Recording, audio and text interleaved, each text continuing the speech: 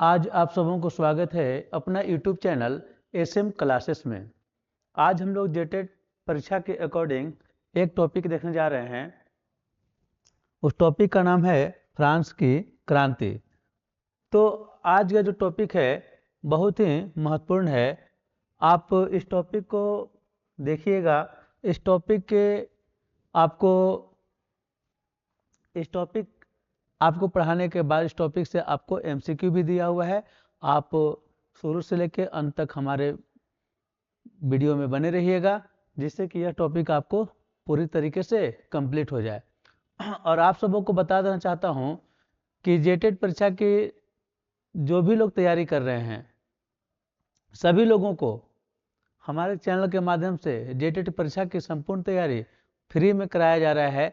लेकिन इसके लिए आपको हमारे चैनल के साथ जुड़े रहना होगा, और चैनल से जुड़े रहने के लिए आप हमारे चैनल को सब्सक्राइब कर लीजिए।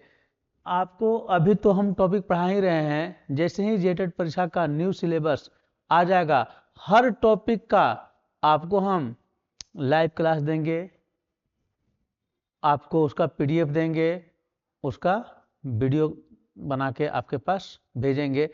आप इसके लिए हमारे चैनल से जुड़े रहिए। आपको निश्चिंत ही इस चैनल के माध्यम से ही सिर्फ आप परीक्षा का कर पाएंगे, अच्छी तरीके से क्वालिफाइड कर पाएंगे। आपको कुछ और भी औरी करने की कोई ज़रूरत नहीं पड़ेगी। तो आज चलिए, एक टॉपिक है हमारे पास। टॉपिक है फ्रांस की क्रांति। आपको पता होगा फ्रांस की क्रांति आखिर हुआ कब? तो फ्रांस की क्रांति आपको हुआ 14 जुलाई 1789 को। फ्रांस की क्रांति की शुरुआत 14 जुलाई 1789 को हुआ। फ्रांस की क्रांति आखिर क्यों हुआ? तो देखिए, फ्रांस जो था, फ्रांस में बहुत ही लंबे समय से बुर्बो वंश का शासन चलते आ रहा था। और वहां के जो राजा थे, तत्कालीन राजा 14 जुलाई के समय तत्कालीन राजा वहां का जो था वो था लुई 16वां। उससे पहले लुई 14वां उस, और बीच में लुई 15वां। तो लुई 15वां का कोई बड़ा कार्यकाल नहीं है। लुई 14वां जो है, विश्व में सबसे अधिक दिनों तक शासन करने वाला राजा कौन था? तो लुई 14वां। ठीक है। तो लुई 14वां के बारे में बात है कि लुई 14वां जो था वो क्या था? वो एकदम निरंकुश शासक था। वो यह कहता था कि मैं जो हूँ भगवान का दूत हूँ और मेरे कहे हुए शब्द ही कानून है, ऐसा कहना था लुई 14वां का। वह लंबे समय तक शासन किया और शासन के दौरान जनता पर तमाम तरह के अत्याचार किए, और वह बहुत ही विलासितापूर्ण जीवन जीने के कारण उसके पास राजकोष खाली हो गया था। जब लुई 16वां राजगद्दी पर बैठ रहा था तो राजकोष बिल्कुल खाली था, और उसका उम्र मात्र 20 वर्ष था। किसका? लुई 16वां जब राजगद्दी पर बैठ रहा था तो उसका उम्र मात्र 20 वर्ष का था। ठीक है। और राजकोष बिल्कुल खाली था। इसी समय इसका शादी हो जाता है ऑस्ट्रिया की राजकुमारी मारिया एंतोइनेट से। ऑस्ट्रिया की राजकुमारी मारिया एंतोइनेट से लुई 16वां का शादी हो जाता है। और मारिया एंतोइनेट भी थी तो बहुत ही मारिया एंतोइनेट का थी तो बहुत ही, आप क्या बोल सकते हैं उसको, जो बहुत ही खर्चीली प्रवृत्ति की थी। ठीक है। और इसके पास राजकोष खाली था। और लुई 14वां जो था एक शीश महल भी बनाया था। शीश महल वर्साय में। वर्साय जो है का है तो फ्रांस की राजधानी है ना।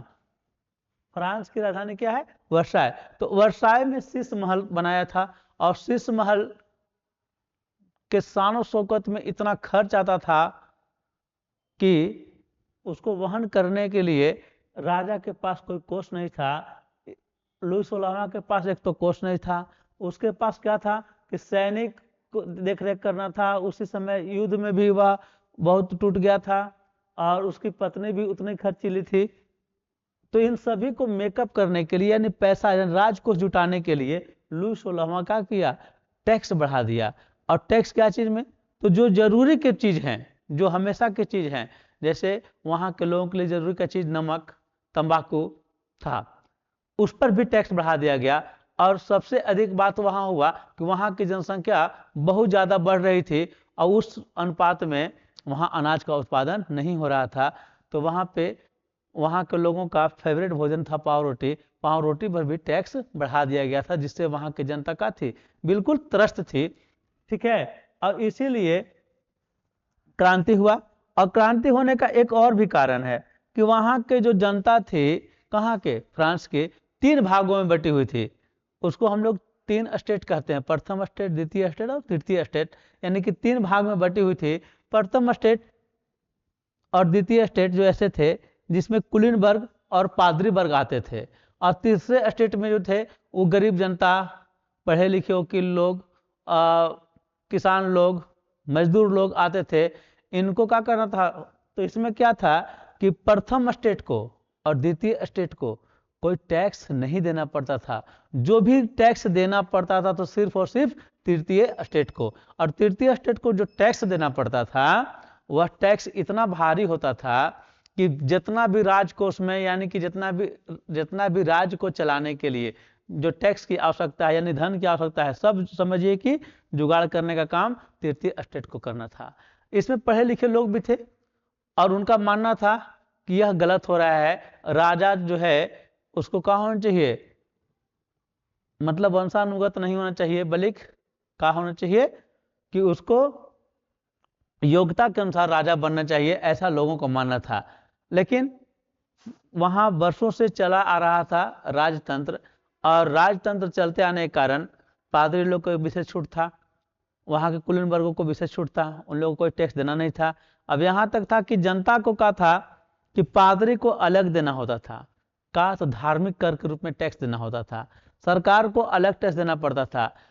गांव में सड़क बन रहा है तो वहां मुफ्त की मजदूरी करना पड़ता था, यानी तमाम तरह को जो झेलना था वहां तृतीय स्टेट को ही झेलना था।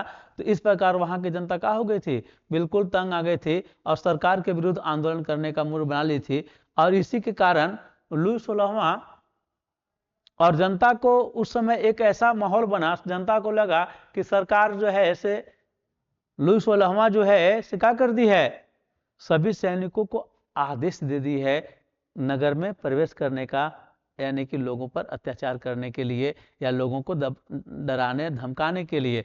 अब ऐसा जब लोगों को पता चलता है तो सभी लोग एक जगह जमा हो जाते हैं, लगभग 7,000 लोग का होते हैं, जमा होते हैं टाउन हॉल में, और वहां के बाद एक क्रांति की शुरुआत करते हैं। ठीक है, और इसी क्रांति के क्रम में क्या होता है, सभी लोग अलग अलग भागों में लूट करने लगते हैं, लूट मचा देते हैं, सरकारी खजाना खोजने लगते हैं, सरकारी यहाँ तक कि क्या खोजने लगते हैं उन लोग तमाम तरह के हथियार खोजते खोजते कुछ लोग बास्तिल के किले में पहुंच जाते हैं, जहाँ उनको लगता है कि यहाँ बहुत सारा हथियार हमको मिलेगा, और वे लोग बास्तिल के किला को क्या करते हैं, ढहा देते हैं। बास्तिल का किला जो था वो क्या था, फ्रांस का जेल था। वहां पे किला को ध्वस्त करके वहां पे कैदियों को छुड़ा लेते हैं। वहां पे मात्र कैदी जो थे वो कितने थे, तो मात्र कैदी जो थे वो 7 थे, कैदी मात्र कितने थे, 7 थे। 7 कैदी को क्या करते हैं लोग, छुड़ा लेते हैं, और इस प्रकार से क्रांति की शुरुआत हो जाता है। कब, तो 14 जुलाई 1789 को। इसी दिन को वहां पे क्या कहता है, राष्ट्रीय दिवस के रूप में आज मनाया जाता है। ठीक है, तो अब यहाँ पे ये तो हो गया फ्रांस की क्रांति शुरुआत होने का कारण। फिर फ्रांस की क्रांति तो शुरू हो गया, अब शुरू होने के बाद वहां पे क्या हो गया, राजा को उसके पद से हटा दिया जाता है। हटाने के बाद वहां पे लोकतंत्र का सरकार बनाने की बात होती है, लेकिन वहां पे एक जैकोबिन क्लब होता है, उसका क्या होता है, शासन चलने लगता है। ठीक है, तो यह इस तरह से फिर वहां पे उस युग में प्रवेश होता है किसका, नेपोलियन बोनापार्ट का। नेपोलियन बोनापार्ट का जब प्रवेश हो जाता है तो वह बहुत अच्छा काम करता है, कहा किसके लिए, पूरे समाज के लिए। जैसे मैं क्या करता हूँ, तो वह बैंक ऑफ फ्रांस की स्थापना करता है। 1800 ईस्वी में बैंक ऑफ फ्रांस की क्या करता है, वो स्थापना करता है। 1804 में क्या करता है वो, तो वहां का राजा बन जाता है कौन, नेपोलियन बोनापार्ट, और वहां पे शासन करने लगता है। सभी लोगों को विश्वास था कि नेपोलियन बोनापार्ट क्या करेगा, हमको सभी दुखों से उबारेगा। इस प्रकार से वहां का वो लोकप्रिय शासक बन जाता है कौन, नेपोलियन बोनापार्ट। तो और भी तमाम चीजें हैं जो हम लोग अभी स्लाइड के माध्यम से देख लेंगे कुछ, और कुछ जो है आप हमारी बातों को सुन के सीखे होंगे। तो चलिए अब हम जो स्लाइड है, स्लाइड को शुरू करते हैं। यदि आपको इस स्लाइड का पीडीएफ चाहिए तो आप हमारे टेलीग्राम लिंक पर जाइए, जो कि डिस्क्रिप्शन बॉक्स में दिया हुआ है, वहां पे आप जाएंगे, इसका आपको क्या हो जाएगा, पीडीएफ मिल जाएगा। ठीक है। और यदि आप हमारे चैनल पर नए हैं तो आप चैनल को जरूर सब्सक्राइब कर लीजिए। अगर हमारी बात आपको अच्छी लग रही है तो आप हमारे एक वीडियो को एक लाइक कर दीजिए, जिससे हमको भी मोटिवेशन मिले, और आप इस वीडियो को अपने दोस्तों में शेयर जरूर कीजिएगा। चलिए अब हम स्लाइड के माध्यम से कुछ बातों को देखते हैं। स्लाइड में बताता है कि जुलाई 1789 को फ्रांस की जनता बास्तिल जेल या बास्तिल किला पर हमला करके कितने कैदियों को, तो 7 कैदियों को छुड़ाया। ठीक है। और राजशाही शासन के अंत को दर्शाता है। मैं राजशाही शासन क्या करता हूँ, समाप्त करने की बात हो जाता है। ठीक है। फ्रांस में वंशानुगत निरंकुश राजतंत्र था। राजा स्वयं को पृथ्वी पर ईश्वर का प्रतिनिधि मानता था। उनका कहना था कि जो हम हैं पृथ्वी पर ईश्वर का क्या है, प्रतिनिधि हैं। ठीक है। विश्व में अब तक सर्वाधिक समय तक शासक करने वाला फ्रांस का शासक लुई 14वें थे। इनका शासनकाल 14 मई 1643 से 1 सितंबर 1715 ईस्वी तक था। ठीक है। कितना दिन था, तो 72 वर्ष 110 दिन था। सबसे अधिक शासन करने वाला उस समय कोई शासक था तो कौन था पूरे विश्व में, तो लुई 14वां था। ठीक है। लुई 14वां के बारे में बात कहें तो लुई 14वां का कथन था, लुई 14वां का कथन क्या था, आपको परीक्षा में सीधे सीधे पूछ दिया जाता है कि मैं ही राज हूं और मेरे शब्द ही कानून है। यह किसका कथन है, तो मैं ही राज हूं और मेरे शब्द ही कानून है। यह कथन आपको लुई 14वां का है। ठीक है। कहकर वह अपनी निरंकुश सत्ता का क्या करता था, परिचय देता था। लुई 14वां वर्साय के फ्रांस की राजधानी बनाया। मतलब लुई 14वां जो था वर्साय को क्या किया था, फ्रांस की राजधानी बनाया था। यानी कि फ्रांस की राजधानी कहाँ है, वर्साय। तो किसने बनाया, तो लुई 14वां। क्योंकि देखिए बहुत दिन तो शासन किया है। ठीक है। आगे बात करते हैं हम लोग। फ्रांसीसी क्रांति की शुरुआत 5 मई 1789 को स्टेट जनरल के अधिवेशन से प्रारंभ होती है। देखिए स्टेट जनरल की बैठक वर्साय के राजमहल में संपन्न हुआ, जिसका उद्घाटन लुई 16वां ने किया था तथा 1774 ईस्वी में फ्रांस का शासक बना। यहां देखिए 1774 में क्या हुआ था, ये लुई 16वां जो था से फ्रांस का शासक बना था। ठीक है। और 1789 में क्या हुआ था, एक स्टेट जनरल का बैठक हुआ था, उसमें था कि क्या होगा कि सभी लोग क्या करेंगे, मिल के किसी कानून को बनाएंगे। लेकिन ऐसा हुआ नहीं। उसमें से जो लोग भी राजा के विरोध करते, जो भी लोग राजा की बात को नहीं मानते, उसको हटाते गया और नए लोगों को शामिल करते गया, अपने पसंदीदा लोगों को। कहाँ, तो अपने पसंदीदा लोगों को स्टेट जनरल में शामिल करते गया, जिसके चलते वह भी क्या हो गया, एकदम निष्क्रिय हो गया। वो भी मतलब जो भी था तो राजा के अनुसार ही हो गया, जो राजा कहता वही होता। ठीक है। इस प्रकार से क्रांति धीरे धीरे और बढ़ते चला गया। संविधान सभा ने 1791 ईस्वी में फ्रांस के इतिहास में प्रथम बार संविधान का निर्माण किया गया था। ठीक है। मतलब 1791 में क्या किया गया था, संविधान सभा का प्रथम बार निर्माण किया गया। कब, जब क्रांति हो गई थी तब। फिर 21 जनवरी 1793 को राजा लुई 16वें को देशद्रोह के अपराध में, ठीक है, देशद्रोह के अपराध में राजा को और उसकी रानी कौन, मारिया एंतवानेत को क्या कर दिया गया, जिलेटिन विधि से फांसी दे दिया गया। ठीक है।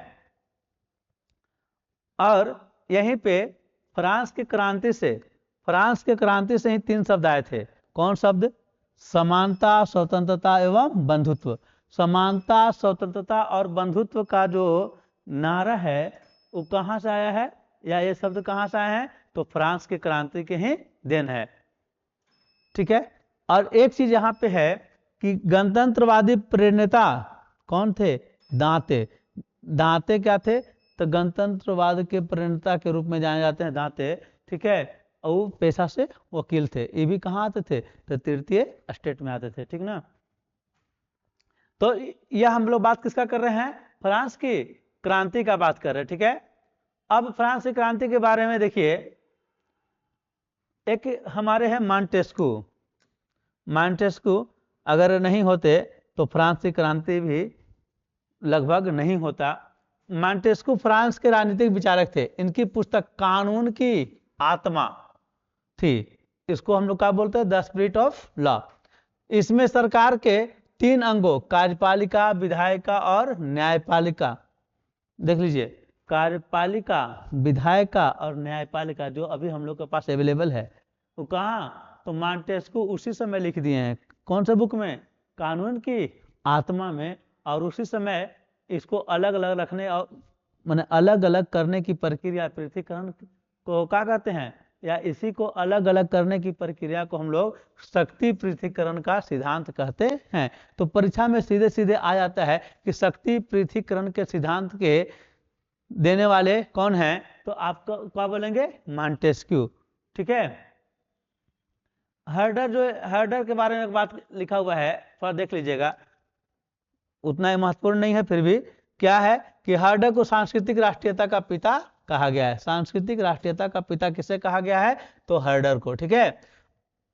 अब यहां से एक महत्वपूर्ण बात है कि माप तोल की दशमलव प्रणाली किसका देन है, तो आपको ऑप्शन में रहेगा, तो किसका देन मानना है आपको, फ्रांस की देन है। अच्छा, जिस समय क्रांति हो रहा था उस समय फ्रांस की मुद्रा क्या थी, तो फ्रांस की मुद्रा लिब्रे थी। ठीक है। अब यहां से आते हैं हम लोग किसके बाद, नेपोलियन बोनापार्ट के बारे में थोड़ा सा जानिए। नेपोलियन बोनापार्ट अहम हिस्सा है ना। आपको विश्व इतिहास जब जैसे ही आपका सिलेबस चलता है तो उसमें विश्व इतिहास आता है, और विश्व इतिहास आता है तो सबसे पहली बात आती है फ्रांस की क्रांति का। तो फ्रांस की क्रांति पढ़ते हैं तो उससे हम नेपोलियन बोनापार्ट को छोड़कर नहीं पढ़ सकते। ठीक है। तो अब आता है, यहाँ से प्रवेश होता है नेपोलियन बोनापार्ट का। नेपोलियन बोनापार्ट के बारे में कुछ बातें हैं। नेपोलियन बोनापार्ट का जन्म 15 अगस्त 1769 को कोर्सिका द्वीप, कहाँ पे, तो कोर्सिका द्वीप अजासियो में हुआ था। इनके पिता का नाम कार्लो बोनापार्ट था और माता का नाम लेटिजिया रोमोलिनो था। नेपोलियन को लिटिल कार्पोलर भी कहा जाता है। ठीक है। तो यहाँ पे आपको 2 चीज ध्यान रखना है कि नेपोलियन का जन्म कहाँ हुआ था, तो कोर्सिका द्वीप में हुआ था। ठीक है।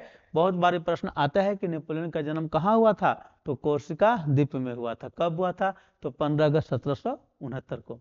अब नेपोलियन को देखिए, नेपोलियन के बारे में, आधुनिक फ्रांस का निर्माता किसको कहा जाता है, तो नेपोलियन को। इसने सर्वप्रथम इंग्लैंड, अब यहाँ पे एक बात है कि नेपोलियन जो है इंग्लैंड को बनियों का देश कहा। तो प्रश्न कभी कभी आता है, पूछा गया है परीक्षाओं में कि बनिया का देश, इंग्लैंड को बनियों का देश किसने कहा, तो इंग्लैंड को बनियों का देश किसने कहा, तो नेपोलियन ने कहा। ठीक है। नेपोलियन बोनापार्ट ने कहा सर्वप्रथम, सबसे पहली बार इंग्लैंड को बनियों का देश कहने वाला, यानी कि व्यापारियों का देश कहने वाला कौन है, तो नेपोलियन बोनापार्ट है। नेक्स्ट है हमारे पास, देख लीजिए कि जुलाई 1798 में नेपोलियन ने मिस्र के नगर ना अलेक्जेंड्रिया पर अधिकार कर लिया। इस समय जो था नेपोलियन कहाँ था, तो सेना में था। कहाँ था, सेना में। ठीक है। नेपोलियन ने 1799 ईस्वी में एक संविधान का निर्माण किया। 1799 ईस्वी में नेपोलियन का किया, एक संविधान का निर्माण किया। ठीक है। अब बात आता है नेपोलियन बोनापार्ट के बारे में कि बैंक ऑफ फ्रांस का गठन किसने किया, तो बैंक ऑफ फ्रांस का गठन नेपोलियन किया। कब किया, तो 1800 ईस्वी में किया। 1800 ईस्वी में नेपोलियन क्या कर लिया, वहां का सेना नायक बन गया था। ठीक है। और सेना नायक कब, 99 में ही सेनानायक बन गया था। और सेनानायक बनने के बाद वो पूरे शासन को अपने हाथों में ले लेता है, और अपने हाथों में लेने के बाद वह वहाँ का एक संविधान निर्माण करता है। इसके बाद फ्रांस में क्या करता है, वो बैंक ऑफ फ्रांस की स्थापना करता है, ठीक है। और उसी समय वहाँ का जान रहा है, वहाँ के जो पोप लोग थे, पोप मतलब कि इसको कहते हैं जो पादरी लोग थे, तो उनके साथ एक समझौता करता है। उस समझौता का नाम क्या है, समझौता का नाम है कानकाड्रेट समझौता। किसके साथ, नेपोलियन और पोप के साथ समझौता होता है, एक धार्मिक समझौता होता है, ठीक है। उस समझौता का नाम है कानकाड्रेट समझौता क्या है, तो नेपोलियन बोनापार्ट और पोप के बीच में समझौता हुआ, ठीक है। इस समझौता हो गया कब, 1802 में। और 1804 में नेपोलियन का हो गया, फ्रांस का सम्राट बन गया और अपना राजाभिषेक करा लिया। कब, 1804 में। 1804 में कहाँ कराया राजाभिषेक, तो अब देखिए वहां पे इसको राजाभिषेक कराने में एक ही चीज अड़चन हो रहा था, इसको राजा बनने में एक ही चीज का अड़चन होता, पोप। और पोप को क्या किया, ये पोप के साथ एक समझौता किया, ठीक है। कौन, तो कानकाड्रेट का समझौता। और समझौता करने के बाद इसको अब कोई बाधा नहीं रह गया। ये 1804 में कहाँ पे, तो नोत्रदामे गिरजाघर में 2 दिसंबर 1804 ईस्वी का किया, ये अपना राज्याभिषेक करा लिया और ये नेपोलियन का हो गया, फ्रांस का सम्राट बन गया। तो आपको परीक्षा में सीधे आता है कि नेपोलियन बोनापार्ट फ्रांस का सम्राट कब बना, तो आप उसका सही आंसर देंगे 1804 ईस्वी में, ठीक है। आगे बात करते हैं कि जब सम्राट बन गया तो नेपोलियन की एक पत्नी थी जोजेफाइन, उसको तलाक दे देता है और ऑस्ट्रिया की राजकुमारी मोरिया लुइसा से क्या कर लेता है, वो ब्याह कर लेता है। कौन, तो नेपोलियन बोनापार्ट की बात चल रहा है। नेपोलियन बोनापार्ट जो है अब यहां से क्या करता है कि फ्रांस के जितने भी चीज पर दूसरे राज्यों का, दूसरे देशों का जो कब्जा हो गया था, उसको क्या करने के लिए, पाने के लिए यह क्या करने लगता है, सभी से युद्ध करने लगता है। और इसी क्रम में यह अपने जो भी है, जैसे इसका सबसे बड़ा दुश्मन तो पहले तो ऑस्ट्रिया था। सबसे पहले कौन था, ऑस्ट्रिया। क्यों, क्योंकि ऑस्ट्रिया की राजकुमारी ही थी मारिया एंटवानेट, और इसको क्या कर दिया गया था, फांसी की सजा दे दिया गया था। तो सबसे बड़ा दुश्मन वो था। पहले उसको पीटता है, ठीक है, फिर रूस को भी पीटता है, फिर स्पेन को भी पीटता है, मतलब कि सब जगह यह युद्ध करता है। युद्ध करने के बाद यह स्पेन को जब जीतता है तो वहां अपने भाई को क्या करता है, वहां का सम्राट बना देता है।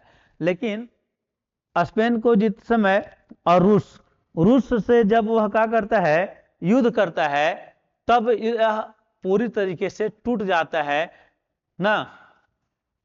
और इसके बाद वह इंग्लैंड के विरुद्ध एक समझौता, इंग्लैंड के विरुद्ध वह अपने जितने भी जहां भी वह उपनिवेश स्थापित करें, जहां वह जीत लिया था, उन सभी राज्यों को एक क्या करता है, एक व्यवस्था बनाता है, महाद्वीपीय व्यवस्था। महाद्वीपीय व्यवस्था क्या है कि वह बोलता है सभी अपने पड़ोसी देशों को कि कोई भी देश इंग्लैंड के साथ कोई भी लेन देन नहीं करेगा।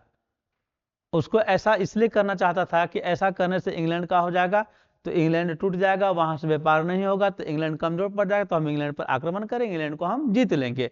इंग्लैंड को तोड़ने का ऐसा प्लान था, महाद्वीपीय व्यवस्था। लेकिन उस व्यवस्था ही समझिए तो नेपोलियन बोनापार्ट को ले डूबा। क्या हुआ कि कुछ दिन तक तो इंग्लैंड से सभी लोग व्यापार करना बंद कर दिए, लेकिन जो लोग व्यापार करना बंद कर दिए उन लोग को क्या होने लगा, बहुत ही दिक्कत का सामना होने लगा, बहुत ही दिक्कत उठाना पड़ा, जिसके चलते वह इस व्यवस्था को क्या कर दी, संधि को धीरे धीरे तोड़ने लगे और नेपोलियन के खिलाफ होने लगे। क्योंकि इंग्लैंड के बिना उन लोग का काम, दैनिक जीवन का काम का हो पा रहा था, नहीं चल पा रहा था। इंग्लैंड से व्यापार उन लोग को बहुत जरूरी हो गया था, जिसके चलते ही महाद्वीपीय व्यवस्था टूटने लगा और नेपोलियन बारी बारी से कभी इससे कभी उससे कभी उससे युद्ध करते करते उलझा रह गया। सब दिन वह युद्ध में ही उलझा रह गया। और इस प्रकार से फिर इंग्लैंड का है कि सभी देशों को समूह बना के नेपोलियन पर आक्रमण करता है और नेपोलियन बोनापार्ट को हरा देता है। ठीक है, तो देखिए थोड़ा सा आगे बात करते हैं हम लोग। नेपोलियन में स्पेन को अधिकार किया और अपने भाई जोसेफ को क्या कर दिया, राजा बना दिया वहां का। स्पेन पर आक्रमण नेपोलियन की क्या थी, बड़ी भूल थी। स्वयं नेपोलियन बोला था, क्या कहा था कि स्पेन का नासुर मेरे विनाश का कारण था, स्पेन का नासुर मेरे विनाश का कारण था, ऐसा क्या बोला, तो स्वयं बोला है नेपोलियन। आगे बात है, एक पॉइंट है social contact. Social contact Rousseau व लेटर्स ऑन इंग्लिश वाल्टेयर की रचना है। मतलब सोशल कॉन्टेक्ट जो है किसकी रचना है, सीधे प्रश्न परीक्षा में आता है कि सोशल कॉन्टेक्ट किसकी रचना है, तो सोशल कॉन्टेक्ट रूसो की रचना है। और एक प्रश्न यहाँ आ जाएगा कि लेटर्स ऑन इंग्लिश किसकी रचना है, तो वाल्टेयर की। नेपोलियन के विरुद्ध चौथे गुट का निर्माण पर्सा, ऑस्ट्रेलिया, रूस और स्वीडन, ये मतलब चारों इंग्लैंड के द्वारा किया गया था। मैंने इंग्लैंड का किया कि पर्सा को, ऑस्ट्रेलिया को, रूस को और स्वीडन को, सबको एक साथ मिलाकर एक ही बार फ्रांस पर आक्रमण किया और नेपोलियन बोनापार्ट को हरा दिया।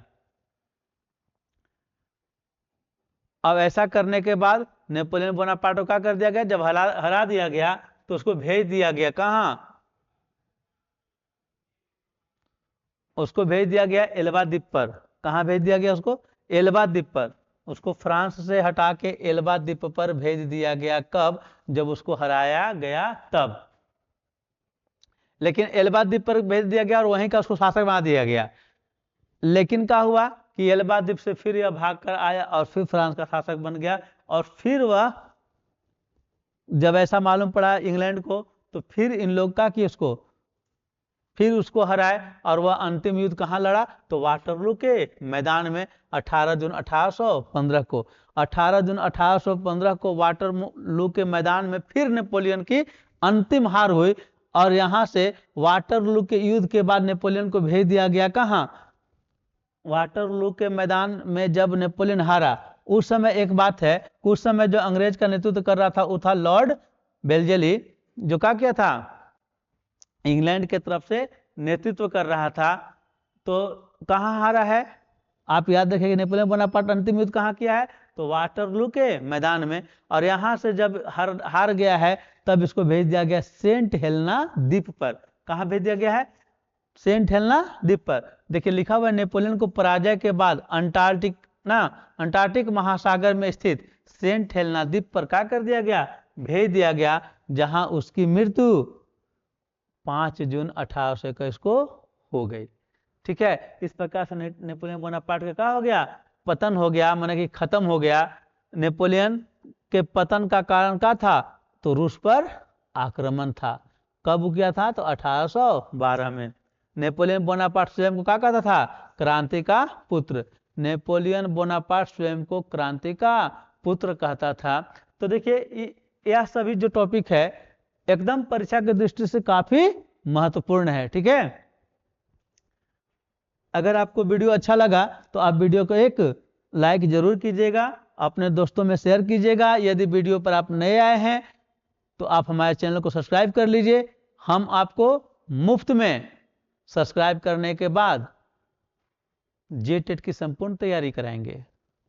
ठीक है, आगे बात करते हैं। अब इसका हम लोग लेते हैं एमसीक्यू। ठीक है, क्या बात करते हैं हम इसका, एमसीक्यू लेते हैं, माने मल्टी चॉइस क्वेश्चन, बहुविकल्पीय प्रश्न। ठीक है, इसी टॉपिक का रहेगा। तो टॉपिक पढ़ने के बाद यदि आप उसका एमसीक्यू कर लेते हैं तो टॉपिक लगभग कंप्लीट हो जाता है। अच्छा, यह जो भी चीज है, अब जो भी एमसीक्यू जो देख रहे हैं, यह जो है आपके झारखंड के बुक से उठाया गया है, जहां प्रश्न सीधे सीधे आपको देखने को मिलेगा जब आपका जेटेट का परीक्षा होगा।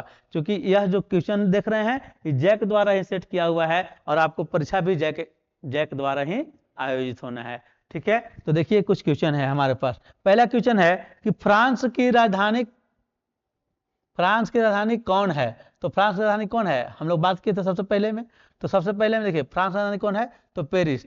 तो अब बोलेगा कि सर वर्साय, तो वर्साय थी कब, वर्साय रहता तो वर्साय भी लिखते, ठीक ना। वर्साय पेरिस का ही एक जगह है। ठीक है, तो क्रांति से पहले फ्रांसीसी समाज कितने वर्गों में विभक्त था, तो क्रांति से पहले आपको बात की कि फ्रांसीसी समाज कितने वर्ग में विभक्त था, तो 3 स्टेट में था, प्रथम, द्वितीय और तृतीय, जिसमें आपको बात किए थे कि प्रथम स्टेट द्वितीय स्टेट को कोई टैक्स देना नहीं पड़ता था। फ्रांसीसी समाज में सत्ता और सामाजिक हैसियत को अभिव्यक्त करने वाली श्रेणी को क्या कहा जाता था, तो हैसियत व्यक्त होता कुछ जैसे स्टेट से, प्रथम स्टेट, द्वितीय स्टेट और तृतीय स्टेट, तो उसको क्या कहा जाता था, स्टेट। ठीक है, नेक्स्ट क्वेश्चन देखिए आप, चर्च के विशेष कार्य को करने वाले व्यक्ति, चर्च के विशेष कार्य को करने वाले व्यक्ति को समूह को क्या कहा जाता था, तो पादरी वर्ग। क्या कहा जाता था, पादरी वर्ग। पादरी कहाँ रहते थे, चर्च में। फ्रांस में द्वितीय स्टेट के अमीर वर्ग को क्या कहा जाता था, तो कुलीन वर्ग कहा जाता था। ठीक है, ताइद क्या है, ताइद, ताइद क्या है, तो ताइद है एक धार्मिक कर, और इसी तरह हो जाता ताई ना, टाइड, तो ई क्या था, ये भी एक कर है, दोनों एक कर है, एगो धार्मिक कर है और एगो प्रत्यक्ष कर है ना। एगो है टाइड, क्या है, टाइड जो है एक धार्मिक कर है, और एक है हमारे पास टाइल, क्या है, टाइल, यहां है, ये है टाइड, देखिए ये क्या है, टाइद, एगो है टाइल, तो टाइल जो है वो प्रत्यक्ष कर है और टाइद जो है वो धार्मिक कर है। ये कौन लगाते थे, तो पादरी लोग। तो कौन भरता था, तो देखिए कोई भी टैक्स था वहां पे तो भरने वाले तीसरे वर्ग के लोग ही थे, तृतीय स्टेट के लोग ही थे, गरीब मजदूर लोग ही थे। प्रथम स्टेट द्वितीय स्टेट क्या करते थे, कोई कर टैक्स नहीं भरते थे। तो टाइल क्या था, तो प्रत्यक्ष कर था जो राज को जाता था, और टाइड क्या था, तो धार्मिक कर था। ठीक है, मेनर क्या है, मेनर क्या था, तो मेनर स्टेट को ही कहते थे, किसको, स्टेट। आगे बात करें कि फ्रांस की क्रांति कब शुरू हुई, तो फ्रांस की क्रांति कब शुरू हुई, हम लोग बात कर चुके हैं 14 जुलाई 1789 को। 1774 ईस्वी में फ्रांस की राजगद्दी पर कौन आसीन था, तो लुई 16वां। कौन था, लुई 16वां। लुई 16वां किस वंश का था, तो हम लोग पहले ही बात किए थे कि सभी लोग का थे, बुर्बो वंश के थे।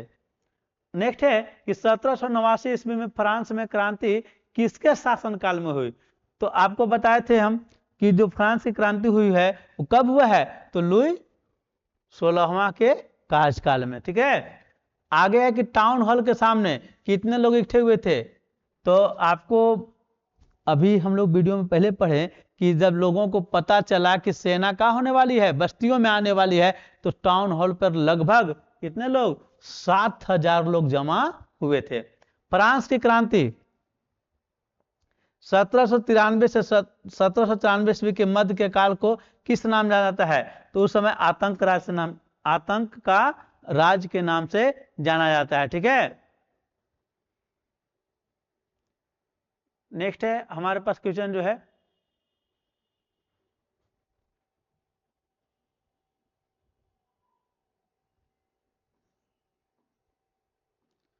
हाँ नेक्स्ट क्वेश्चन है हमारे पास कि जैकोबियन क्लब का नेता कौन था, जैकोबियन क्लब का नेता कौन था, तो जैकोबियन क्लब का नेता था, उसका नाम क्या था, मैक्समिलियन रोबे स्पेयर, मैक्समिलियन रोबे स्पेयर।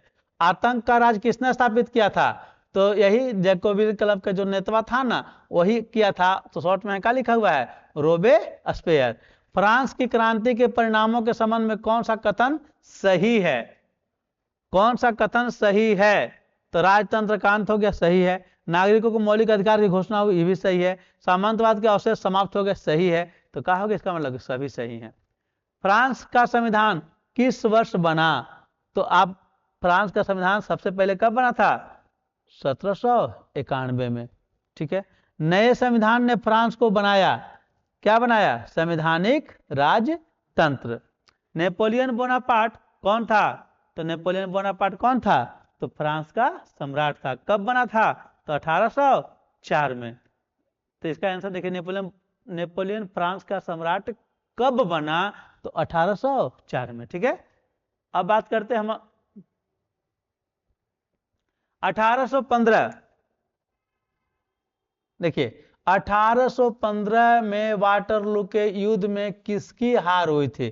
तो देखिए 1815 ईस्वी में नेपोलियन का अंतिम युद्ध था वाटरलू के मैदान में, वहां पे क्या हो गया था, बेचारा हार गया था। ठीक है।